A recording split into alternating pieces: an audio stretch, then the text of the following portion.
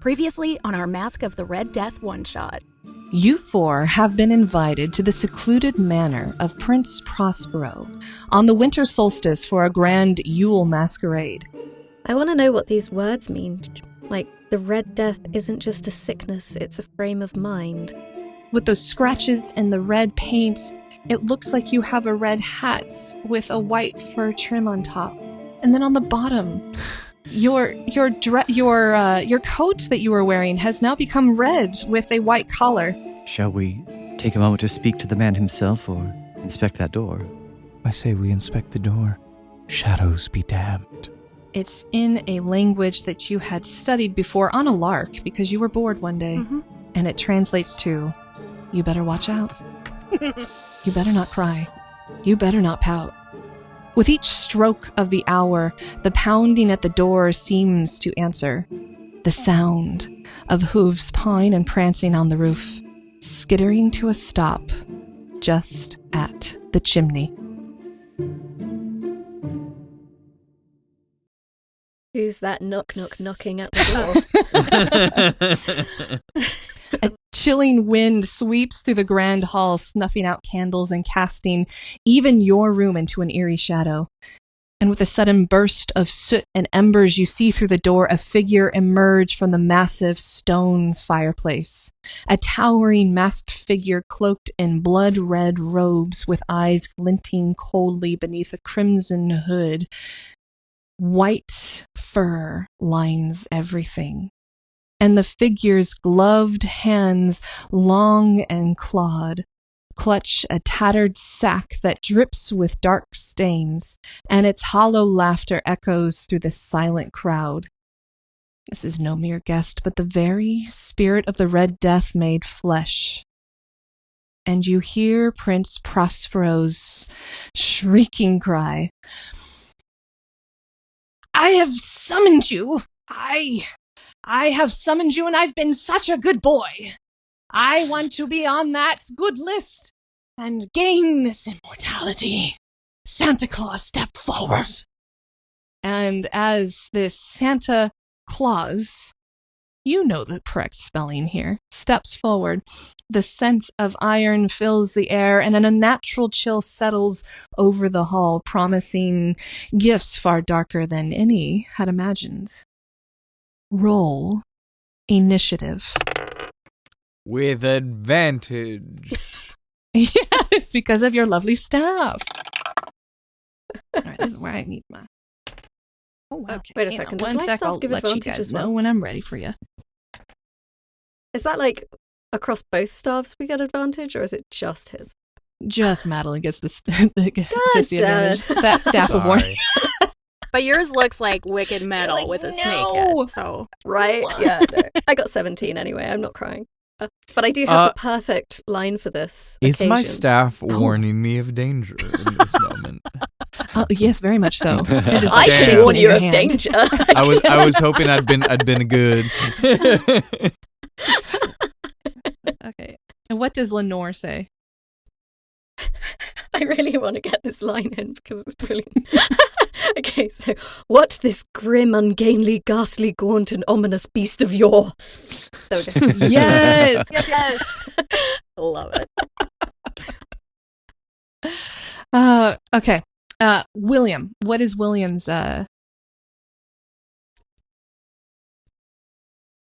21. 21. Nice. Okay. Madeline? 18. Good Lord, these are great. I'm glad. All right, Annabelle is... What 13. was the initiative? 13, and Lenore's initiative? I'm gonna 17. 17. Okay. I'm gonna throw this out there because I just realized it in my little intro thing forever ago. I introduced myself as Annabelle Lee instead of Annabel Shore, so I should. Oh, you're Annabelle Lee then. That's fine. Yeah, okay. That's what the source material is. Yeah. I was getting cute, but hey. Oh, Santa. Well, what? Ain't that just the way. Santa is rolled Santa a 3. Here? All right. Well, Santa rolled a 3, so Santa's going last. But do his eyes have all the seeming of a demon that is dreaming? That's what I want to know right now. Rev, what was your question? I was just going to say I forgot until about 90 minutes ago that you had shifted this to a Christmas special away from Halloween because obviously the timeline, but my brain had not processed that. Yeah. Yeah, here it's the Yuletide instead of Samhain. Yeah. Yes. All right. William, you see that all four of you are still in the study. But the large ornate fireplace that Santa Claus, the Red Death, has exited out of, is along your eye line. It's on this same wall. So if you were to come out of this door, you would be perpendicular. You would be like 90 degrees facing the sky. And you're hearing shrieks from the other end of the room of people trying to scurry away. What do you do? I think the first thing I will do is take that potion of climbing, just in case. Oh yeah, free action. And then I am going to. Oh man, I'm just gonna go for it. Escape out the chimney. Right. And I smash a Good window luck, guys. and Bye. leave. I have. Later, losers. We hear the sleigh taking. He's really committing to the Santa Claus job. This is mine now. You got to dress for the job you want. I think I am going to. I have one of the things I took was Vex because I have a blowgun, which seemed very, Victorian detective. So I am going to. Is that it? Oh, Carla, don't be a wiener. Just attack something. Right. I think that's just put that on a sticker and just tell that to yourself every single day. Next attack against a creature. Okay. So I am going to attack Prospero with the blowgun. Okay. Unless he is. Let's do this. How far away is he? I know you said we're like kind of behind him, aren't we? Because we like snuck behind the thing. So you are perpendicular to Santa Claus.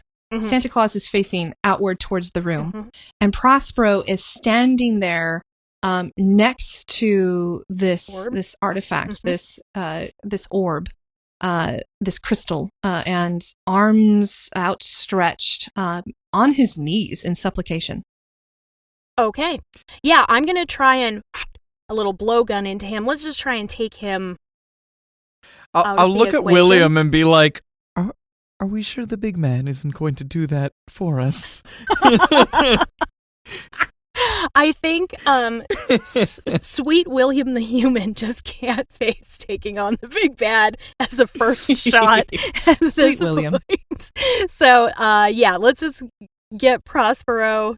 He's not going to be doing anything good, and see if I can do that. All right, roll to see if it hits. Oh, no. Now, since you're from an angle 2 where you would have been hidden, you can roll with advantage. Well, that's much It's nice better. when you're in hiding. Yes. So that is a 21. Oh, yeah, that hits. So I see some damage on this boy. Yes.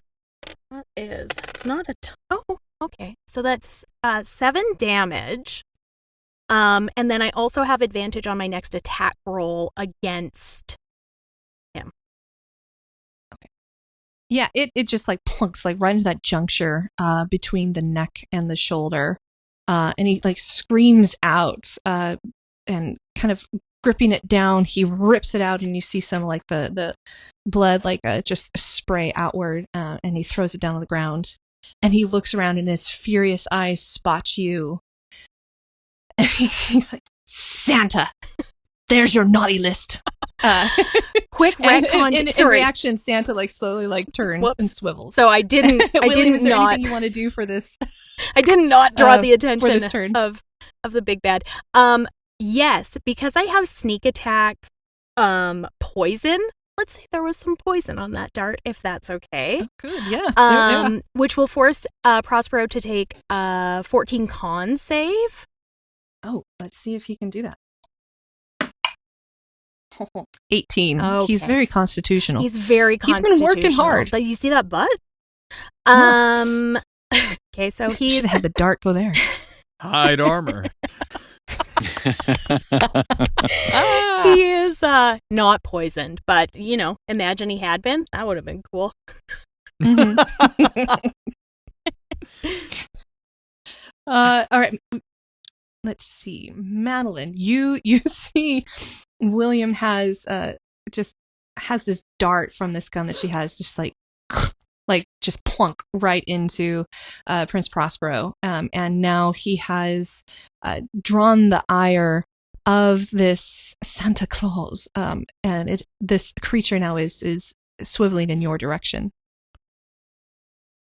Eyes like coal burning as they stare through the door at you. What do I gather of his intention at this point in time? Does it look like he's drawn to the one who has summoned him and just wants to deal with him and go, or is he like, everyone here is naughty, you're all going down? The latter.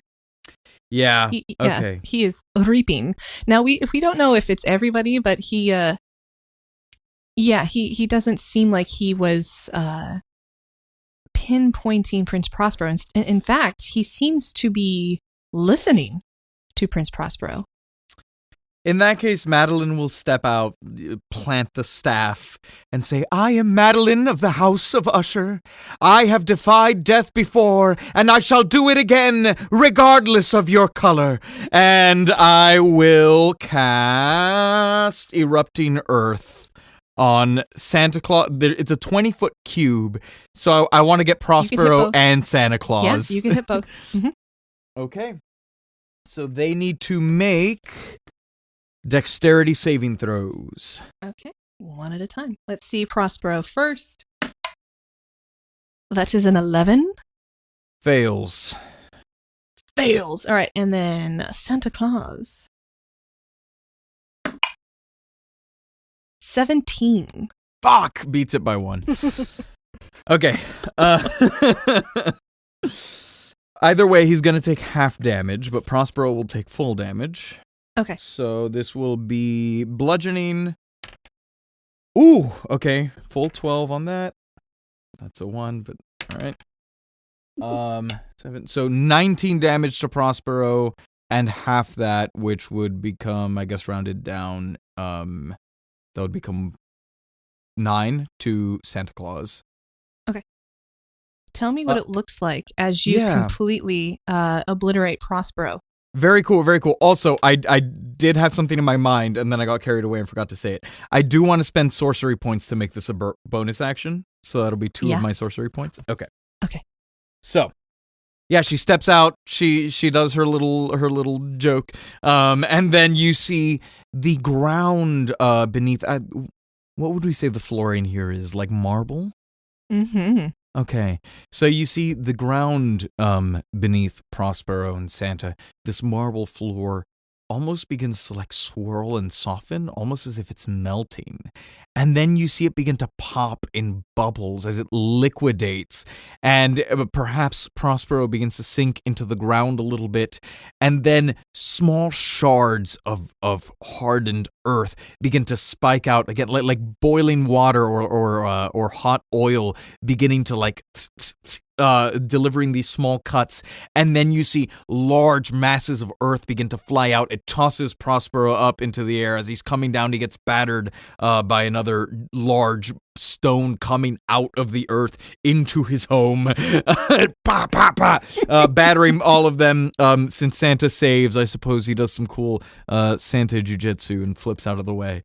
And but he does get hit a little bit, and That's it. Yeah, he gets. There's shrapnel in the air, so he's definitely gonna be bludgeoned a bit. You note a few things. First, before Prospero's taken out completely, it's almost like in midair. He's looking around. He's like, the cost of fixing all this, the decor, and then those are his. That'll be someone else's problem. You You naughty boy. also see Santa as Santa just flips upward and using his large claws to hold on to the top of one of the balustrades, so that he is not just warped down into the new flooring that you've created. But you do note too, in some of that bludgeoning, that it doesn't hit as hard as you expect. Now, there's another thing I need to make sure, because there was something in between Santa and Prospero, and that was this crystal, this orb. What name did I give it? This fancy orb. This crystal of celestial frost. There we go. Mm-hmm. Sometimes you come up with things and you're like, I'm on page 9 now. Like, scroll back up to page 1.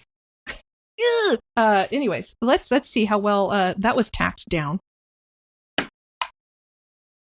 All right. Somehow, in the midst of all this, Prince Prospero had been working very hard to retrofit that specific area, and so it is so well tacked down that it does not, hurt itself. It does not wobble and fall off, but it will take some of the damage. Okay, and in that, like, as some of the shrapnel also hits that, you see Santa wince. Now, Madeline, is that the end of your turn? No, so that because we were using sorcery points. It. Yeah. So I technically still have my full action. So he seems to wince when the orb takes damage. But the orb is keeping the Red Death out. But he is the Red Death. So look, you did something that I didn't think you'd do. This is why I love DMing. And it's like, I'm going to attack this area. I'm like, that's where the orb is. So yes, now you note something. Now, how round 1, you find something out. I know not only did he dodge half the damage, but then that damage was presumably halved again, for a grand total of perhaps 4. 5. Yes, you took 5 from that. Okay. How effective did that seem? Like, how battered does Santa look right now? Barely a nick. 'Tis but a scratch. Barely a nick on old Saint Nick. Barely a Saint Nick. Okay. Well done. Fuck. Thank you. This is very hard. Also, hold up, because I do have some spells that I was unable to print out here. So let me look at this real quick. Yeah, let's do this. I'm going to call that out, and I'm going to say, if we destroy the orb, we destroy the guy.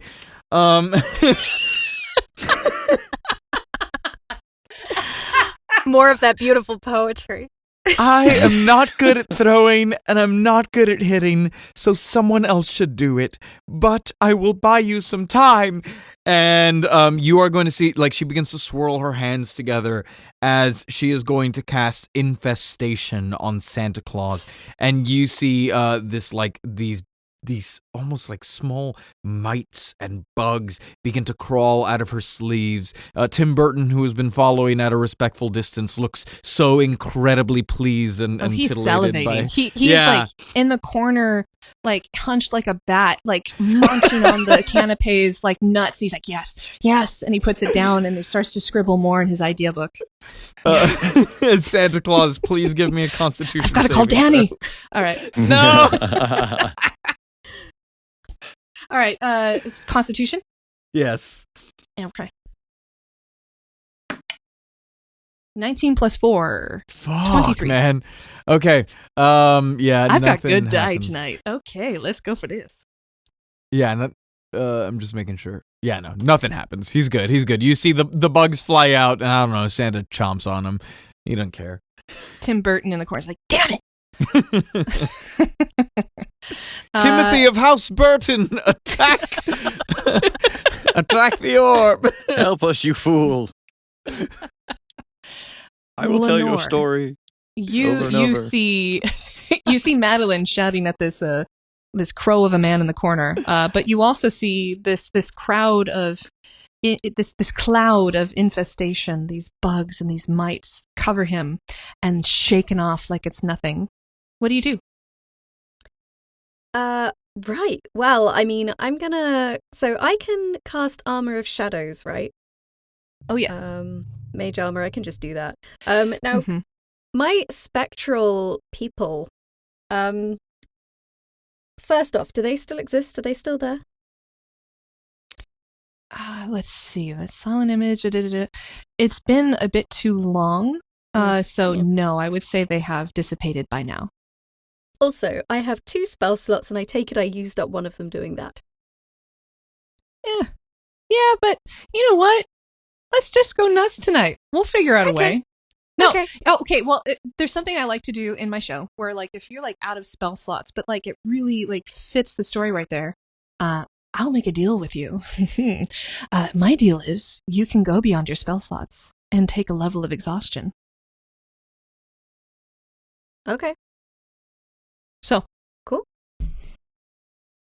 All right. Excellent. Okay, so I'm going to cast Armor of Shadows on myself. And you can do that at will without expending a spell slot with your invocations. So that will not count against you. Brilliant. So I cast this spell, and I have flickering shadows all over me, ensconcing me, making me seem more spectral still.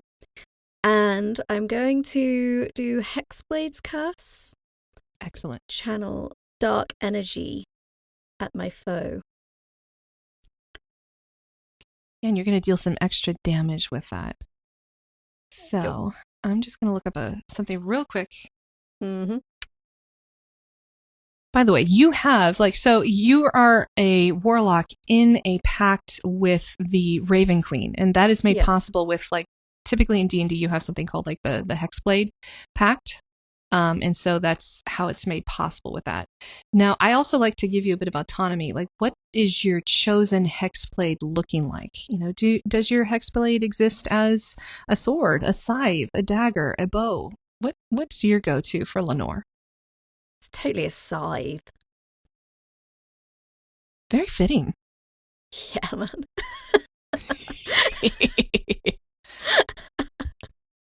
Okay, so with this Hexblade's Curse, and you feel it channeling, you're holding this scythe in one hand, and of course you have your Staff of the Adder in the other, and these shadows just surrounding you start to envelop the scythe itself too. And so what you're able to do now is you get a bonus to damage rolls against who you've cursed. So that is Santa Claus. And this bonus equals your proficiency bonus. Which, is it 2 or 3? I'm forgetting at level 6 what it is for you guys. 3! All right, so you can get +3 to any damage you do against Santa Claus. Any attack roll you make against Santa Claus is a critical hit if you roll a 19 or 20. So you get a higher chance of a critical hit. And then if Santa dies, you can regain hit points equal to your warlock level plus your charisma modifier, which I believe for you is a +4. So you would do a 6 + 4, so you would regain 10 hit points if Santa dies. If Santa dies, children weep. If Santa dies, you get some of his lovely energy. Okay, let's try reaping, I guess. Let's do it. Let's attack with it. Okay. Okay. Oh, come on. I rolled a 3. You're so excited. You swinging out. You just he's still hanging up there too, and you hop, and it's you're trying to reach him, and the scythe is just below his dark boots, and it's this not is too real. hitting. God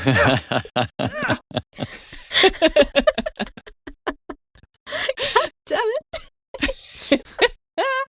Annabelle, you see Lenore just swinging wildly at Santa's feet, not hitting anything.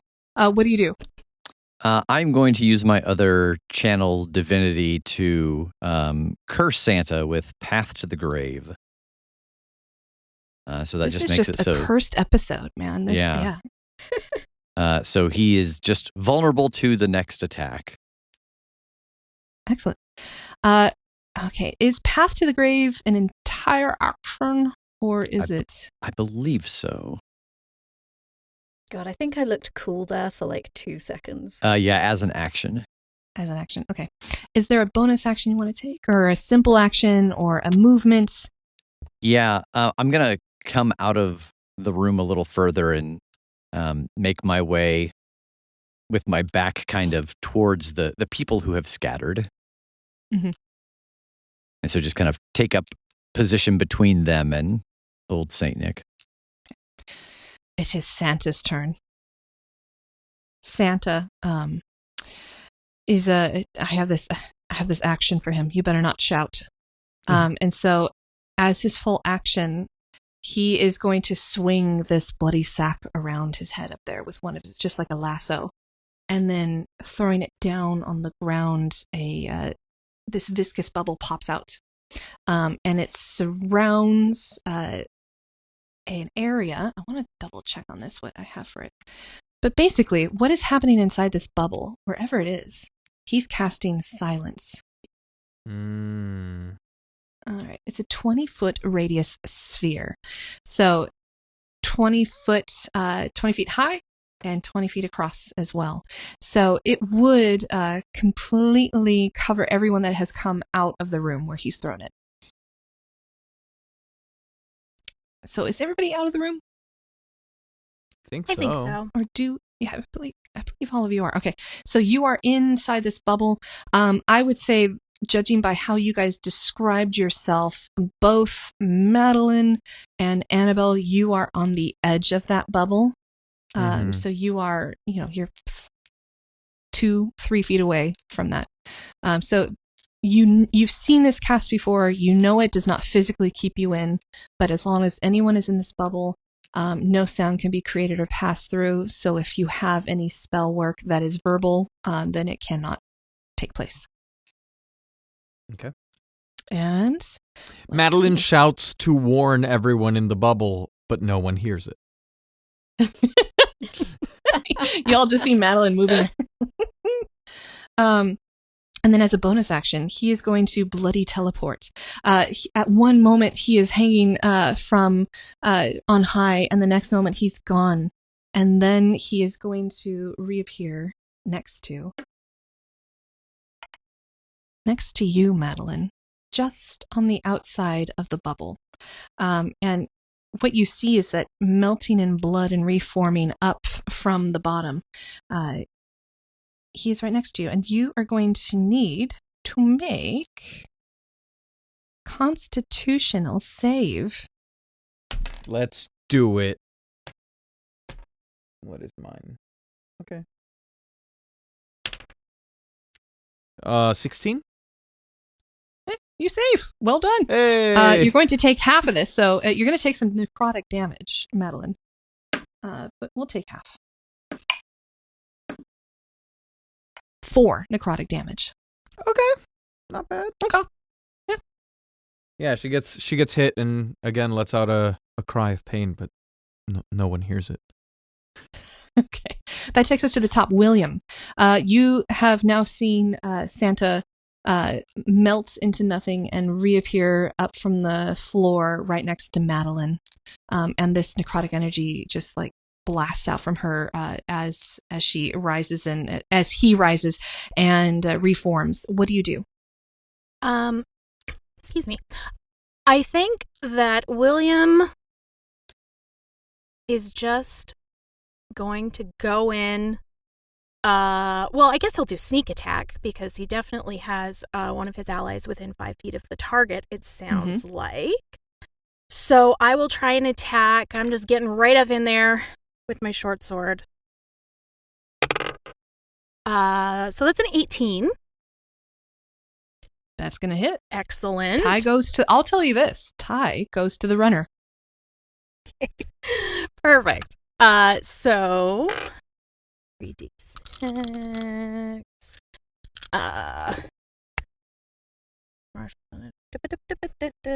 Sorry, I need one more d4. 8. 12. So that is 15 damage. And what type of damage is this? It must be piercing. He's going to take 8. Hate Santa. And then I think... Is that taking into account that he is vulnerable because he's cursed right now? Oh, yeah. Oh, thank you. Yeah, guys, jump on it. Then no, he's going to take that full damage. Excellent. And I think that is all I'm going to do. Humans. What good are they? Freaking humans. Freaking humans. He's so good at looking at stuff, but that's it. Now, as a bonus action here, too, do you want to, you can disengage, you can hide? Yes, great. As a bonus action, I maybe will disengage, I'll move back, and I don't know how much of my movement I would have used, but probably not that much if we were in like a 20-foot sphere. You still have 10 feet to spare. Can I move towards the Crystal of Celestial Frost? Yeah. Great. Mm-hmm. Yeah, you make it all the way up to the cordoned off, those heavy velvet ropes that somehow you'll walk outside of a restaurant and you're like, really? Is we're making this fancy? Okay. And you come up right to it and you bounce off this invisible barrier. Like, woof. Cool. Okay. Madeline, you have now seen William sneak attack. And of course, with Annabel's aid, as well as the earlier curse, I think it was that Lenore's curse as well? Actually, that's for you to help out Lenore. But anyways, you saw Santa take some damage, and in addition to that, then dash away towards this pedestal, but bounce off a now invisible barrier. What do you want to do? How far out was the barrier from the actual crystal itself? The barrier is 5 feet out from the crystal. Okay. So you see, Madeline is enraged at what is happening here. However, you can't hear what she's shouting, but it looks very passionate inside of this little cone of silence thing that's going on. And you see she begins to swirl her hands, and you see this icy white mist begin to come off of her, and she kind of begins to work it between her hands, and she's going to spend 3 sorcery points to use Hound of Ill Omen as she summons this spectral direwolf hound. Now, when you summon it on a target. I would like to, if possible, summon it on the orb. Okay. Okay. That happens. Yeah. What does it look like when it's summoned on the orb? Is this pup just dropping the puppy on top of this? What does it look like? I think it's almost more like, you see she's working this mist, and she sends her hands forward, and you see this small cloud kind of work its way down, almost serpent-like at first, but then as it amasses at the bottom near the orb, you see it amalgamate into this kind of like the raven, like this semi-translucent hound, and so it can move through items and people, and it every turn will move towards its target and then will use its action to attack the target. It's the only thing it can do, but it has direwolf stats and 3 temporary HP.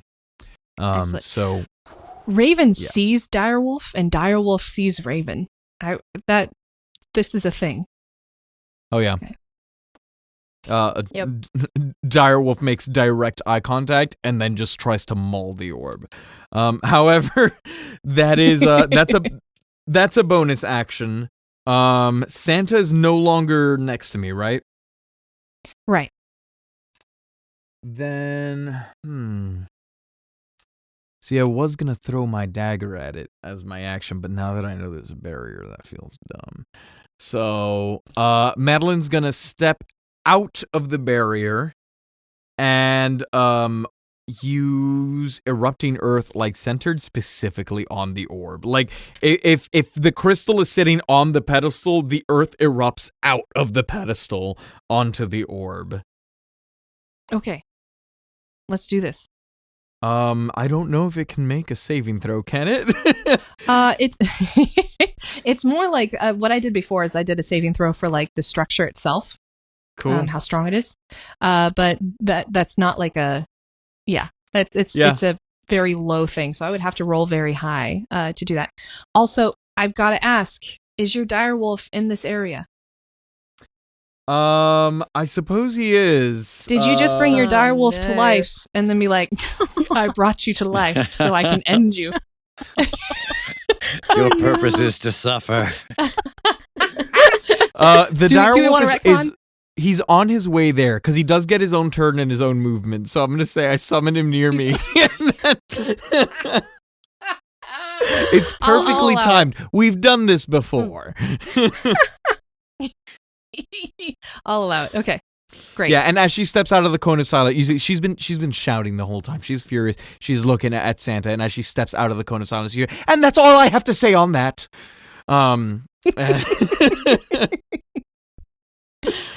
It does not save. So the structure itself is going to crack. So roll the damage on this specific structure to see like how this casement, how the whole thing, like if it's going to crumble or if it's still, is there. That's going to be 28 bludgeoning damage. Shit. I love sorcerers.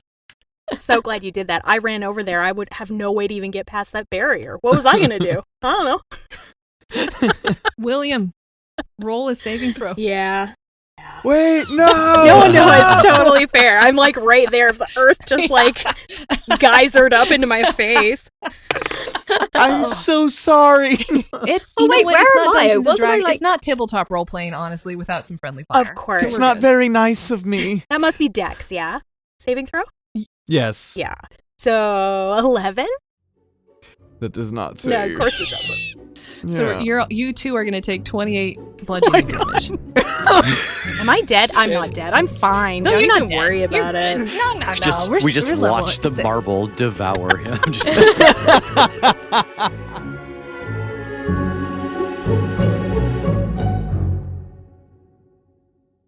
Hi, I'm Kate, and I am the Dungeon Master here, the adventure that you're listening to. I'm the one that wrote it. If you like what you're hearing, you should actually check out my show. It's called Of Mice and Men and Monsters, where we combine classic literature like Edgar Allan Poe short stories and many more with Dungeons & Dragons 5th edition and, of course, a lot of homebrew. So come on down and check Mam out. And once again, that is Of Mice and Men and Monsters.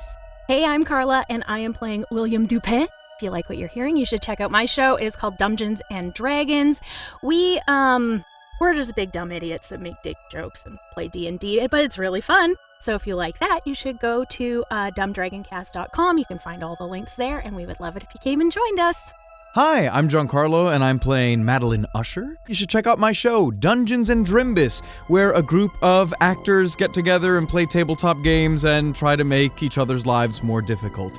It's a fun time, and if you want to check out our most recent season, Yes Chef, just wrapped up, where we did a John Wick meets Hell's Kitchen style adventure, and we typically publish every Friday. Hey, I'm Rev, and I am playing Annabel Shore. And if you like what you hear, you should check out our show, The Critshow, which is an actual play podcast where we play Monster of the Week and other Powered by the Apocalypse games, all within the same dimension-hopping story. You can find it wherever you listen to podcasts. Hi, I'm Emily Inkpen, and I'm playing Lenore Ravenshadow. You should check out my show, The Dex Legacy, a dark, political sci-fi adventure set on a far future planet where a weapons manufacturer uses his genetically enhanced adopted children to terrorize the planet, while they find inventive ways to fight him at every turn. You can find Seasons 1 and 2 on all platforms, and we'll be releasing Season 3 in 2025. If you're looking for Part 6, the finale, you can find it over at Dumbgeons and Dragons. Check the show notes for our one-shot lineup.